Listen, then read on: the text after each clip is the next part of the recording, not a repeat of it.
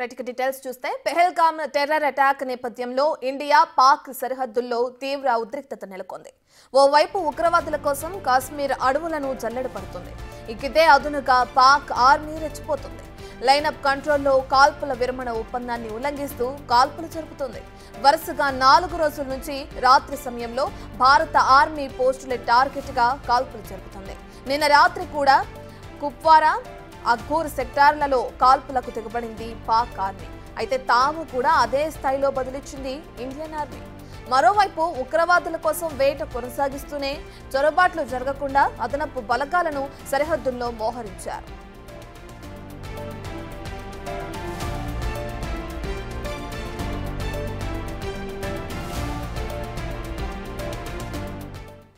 ఇదే అంశానికి సంబంధించిన పూర్తి డీటెయిల్స్ అందించడానికి మా ప్రతినిధి శివ అందుబాటులో ఉన్నారు.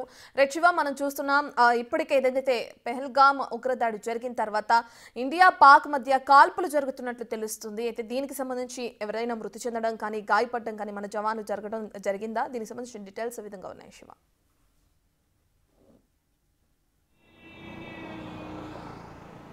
రైట్ రత్న, ప్రజెంట్ పాకిస్తాన్ ఇండియా బోర్డర్లో ఉద్రిక్త పరిస్థితులు కొనసాగుతున్నాయి. ప్రతిసారి కూడా పాకిస్తాన్ కవ్వింపించేందుకు పాల్పడుతోంది. కాల్పుల విరమణ ఒప్పందాన్ని ఉల్లంఘించి గత 5 రోజులుగా కూడా బోర్డర్లో పాకిస్తాన్ ఇండియా బోర్డర్లో కాల్పులకు తెగబడుతున్న పరిస్థితి కనిపిస్తోంది. ఇక నిన్న రాత్రి మొన్న రాత్రి కూడా పూంచ్ సెక్టార్లో కానీ కుప్వారా సెక్టార్లో కూడా కాల్పులకు తెగబడింది పాకిస్తాన్. దీనిలో భాగంగా ఇటు భారత్ కూడా అదే ధీటుగా కాల్పులు అంటే తిప్పికొట్టింది. ప్రజెంట్ మనం శ్రీనగర్ ప్రాంతంలో ఉన్నాం. శ్రీనగర్లోని సాధారణంగానే జనజీవనం కనిపిస్తూ ఉంది. అంటే ఈ కాల్పుల ఎఫెక్ట్ అనేది ఎక్కడికో కూడా కనిపించలేదని మనకు ప్రధానంగా తెలుస్తూ ఉంది. ఎక్కడికక్కడ అంటే మొదట 2-3 రోజులు భయపడినప్పటికీ కూడా తర్వాత అందరూ కూడా నార్మల్గానే వారి కార్యకలాపాలు కొనసాగిస్తున్నారు. ఇక్కడ చెక్ పోస్టులు కూడా ఎక్కడికక్కడ చెక్ పోస్టులు ఏర్పాటు చేసి భద్రతను కూడా పర్యవేక్షిస్తున్న పరిస్థితి కనిపిస్తోంది. ఎక్కడికక్కడ కట్టుదిట్టమైన భద్రతను ఏర్పాటు చేశారు.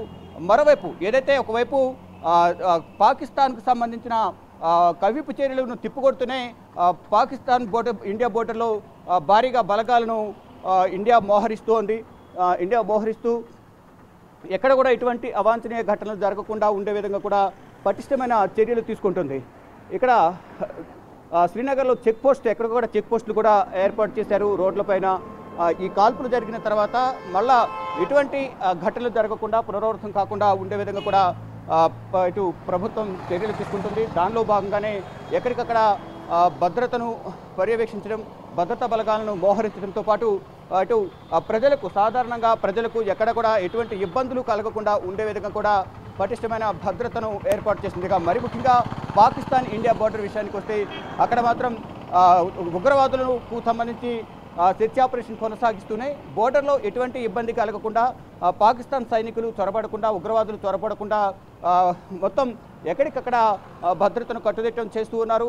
మరోవైపు ఏ సమయంలోనైనా యుద్ధం రావచ్చు అనేది ప్రధానంగా భావిస్తున్నారు. దానిలో భాగంగానే పాకిస్తాన్ వద్ద సరైన యుద్ధ సామాగ్రి, యుద్ధ ట్యాంకర్లు లేకపోవడంతో ముందు నుంచే వారిలో ఆందోళన మొదలైన పరిస్థితి కనిపిస్తుంది. దానిలో భాగంగానే ఇప్పటికే ఆర్మీకి సంబంధించిన పాకిస్తాన్ ఆర్మీ సైనికులు కానీ మరోవైపు ఆర్మీ మేజర్లు కూడా అందరూ రాజీనామా చేసి వేరే దేశాలకు పారిపోతున్న పరిస్థితి కనిపిస్తోంది.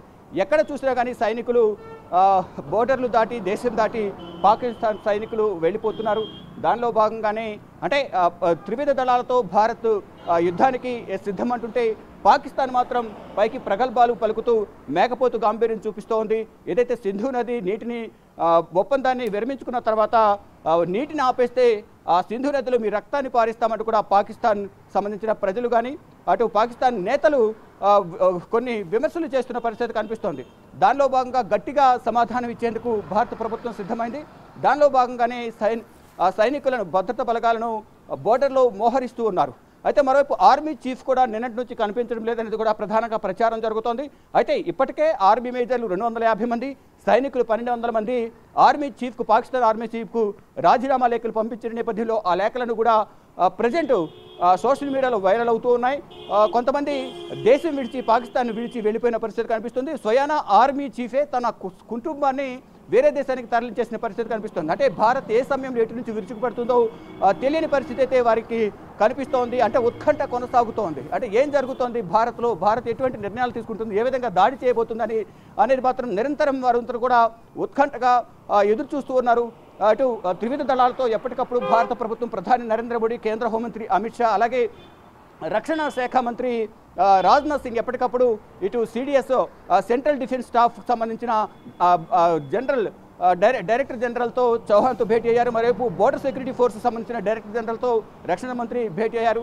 వారిద్దరి నుంచి తీసుకున్న నివేదికను ప్రధాని నరేంద్ర మోడీకి నిన్న రక్షణ మంత్రి ప్రధానితో సమావేశమై దాని గురించి వివరించారు. భవిష్యత్తులో తీసుకోవాల్సిన నిర్ణయాలు కానీ పాకిస్తాన్కు సంబంధించి పాకిస్తాన్ రెచ్చగొట్టే వ్యాఖ్యలు, కవింపు చర్యలకు పాల్పడుతున్న నేపథ్యంలో వారికి ఏ విధంగా బుద్ధి చెప్పాలి అనే అంశాలపై ప్రధానంగా ప్రధాని నరేంద్ర మోడీతో చర్చించినట్టుగా కూడా తెలుస్తోంది. అది భవిష్యత్తులో ఏ సమయంలోనైనా పాకిస్తాన్పై అటాక్ చేయొచ్చు. ఈ నేపథ్యంలోనే త్రివిధ దళాలకు ఇటు Indian army, navy, air force సంబంధించిన త్రివిధ దళాధిపతులకు భద్రతా సిబ్బందికి ఇప్పటికే పలు సూచనలు చేశారు. ఆర్మీ చీఫ్ విక్రమ్ ద్వివేది ఇప్పటికే ఆర్మీ బలగాలకు, పారామిలిటరీ బలగాలకు సంబంధించిన ఉద్యోగులందరికీ కూడా సెలవులు రద్దు చేసి అందరూ కూడా విధుల్లో చేరాలంటూ కూడా వారందరికీ ఆదేశాలు జారీ చేసిన నేపథ్యంలో 24 hours డ్యూటీలో ఉండాలి, సెలవులంటూ కూడా రద్దు చేస్తున్నట్టు కూడా వారందరికీ సూచించిన నేపథ్యంలో వారందరూ కూడా వచ్చి విధుల్లో చేరుతున్నారు. మరోవైపు ఏదైతే 29వ తేదీ వరకు కూడా మెడికల్కి సంబంధించిన వీసాల మీద వచ్చిన ఎవరైతే ఉన్నారో వారందరూ కూడా పాకిస్తాన్కు వెళ్ళిపోవాలి. పాకిస్తాన్ జాతీయులు ఎవరైతే ఉన్నారో వారందరూ వెళ్ళిపోవాలని కూడా భారత్ ఆదేశాలు జారీ చేసిన నేపథ్యంలో వారందరికీ కూడా ఈరోజు తుది గడువు కాబట్టి ఈ రోజుతో వారందరూ కూడా వెళ్ళిపోయే అవకాశం అయితే ప్రధానంగా కనిపిస్తోంది. మొత్తం 27వ తేదీ వరకు సాధారణ వీసాలు ఉన్న వారికి 27 వరకు గడువు ఇచ్చారు. వారందరూ కూడా 27వ తేదీతో మ్యాక్సిమం అందరూ వెళ్ళిపోయారనేది కూడా కొంత సమాచారం అయితే అందుతోంది. కానీ ఇప్పుడు మెడికల్ వీసాల మీద వచ్చిన వారు ఎవరైతే ఉన్నారో దానికి సంబంధించి వైద్య వీసాల మీద వచ్చిన వారికి మాత్రం 29 వరకు మినహాయింపు ఇచ్చారు. ఈరోజు సాయంత్రంతో ఆ గడువు ముగియబోతోంది. ఈ నేపథ్యంలోనే ఈ సాయంత్రం లోపే వారందరూ కూడా కంప్లీట్గా వెళ్ళిపోయే అవకాశం అయితే కనిపిస్తుంది. ఇక్కడ ఢిల్లీ నుంచి కానీ ఇటు భారతదేశ వ్యాప్తంగా ఎక్కడున్నా కానీ పాక్ జాతీయులు దేశం విడిచి వెళ్ళిపోవాలంటూ కూడా ఆదేశాలు జారీ చేసిన నేపథ్యంలో ఇప్పటికే చాలా వరకు భారత్ను వీడి పాకిస్తాన్ను చేరుకున్నట్లుగా కూడా తెలుస్తుంది. మరోవైపు అటారీ సరిహద్దు, వాఘా సరిహద్దును కూడా మూసివేసిన నేపథ్యంలో అటు నుంచి కూడా వాహన రాకపోకలు కానీ మనుషుల్లోకి రాకపోకలు కానీ ఎక్కడ కూడా నిషేధించిన నేపథ్యంలో అక్కడ కూడా ఉద్రిక్తత కొనసాగుతుంది. మొత్తం చూసుకుంటే ఎక్కడికెక్కడ పటిష్టమైన భద్రతను ఏర్పాటు చేసి ఉగ్రవాదుల చొరబాటును, సైనికుల చొరబాటును ఎదుర్కొనే విధంగా కూడా భారత ప్రభుత్వం, భారత ఆర్మీ వారికి ధీటైన సమాధానం చెప్తుంది. కానీ కాల్పుల విరమణ ఒప్పందాన్ని ఉల్లంఘించి పాకిస్తాన్ పదే పదే కవింపు చర్యలకు పాల్పడుతున్న నేపథ్యంలో ఇటు భారత్ కూడా అదే ధీటుగా ఎదురు బుద్ధి చెప్పే ప్రయత్నం అయితే చెప్తుంది. వాటి ఎత్తుగడలన్నీ కూడా భారత సైన్యం కూడా తిప్పుకొడుతున్న పరిస్థితి కనిపిస్తుంది. ఇక ప్రజెంట్ సిచ్యువేషన్ చూసుకుంటే కనుక ఇటు దాల్ లేక్ కానీ, శ్రీనగర్, జమ్మూ కాశ్మీర్ ప్రాంతాల్లో జనజీవనం సాధారణ స్థితికి వచ్చింది. కేవలం పెహల్గాంలో మాత్రం ఆ బైసరన్ వ్యాలీని మాత్రం ప్రజెంట్ తాత్కాలికంగా మూసివేసిన పరిస్థితి కనిపిస్తుంది. మరోవైపు కాశ్మీర్లో ఏవైతే 87 పార్కులు ఉన్నాయో, 87 పర్యాటక ప్రాంతాలు ఉన్నాయి. ఆ పర్యాటక ప్రాంతాల్లో 48 పర్యాటక ప్రాంతాలను ప్రజెంట్ 48 ప్రాంతాలను మాత్రం పర్యాటక ప్రాంతాలు మూసివేశారు. ఇక పర్యాటకులు లేక శ్రీనగర్ మొత్తం జమ్మూ కాశ్మీర్ కూడా వెలవెలబోతుంది. దాల్ లేక్ కానీ, హోటల్స్ కానీ, ట్రావెల్స్ కానీ అన్ని కూడా లాస్లో ఉన్నాయి. కాబట్టి మీరు ఇస్తేనే మా జీవనాధారం అంటూ మీరందరూ రావాలంటూ కూడా కాశ్మీర్, జమ్మూ కాశ్మీర్ ప్రజలందరూ కూడా, శ్రీనగర్ ప్రజలందరూ కూడా టూరిస్టులకు ఆహ్వానం పలుకుతూ ఉన్నారు. రత్న.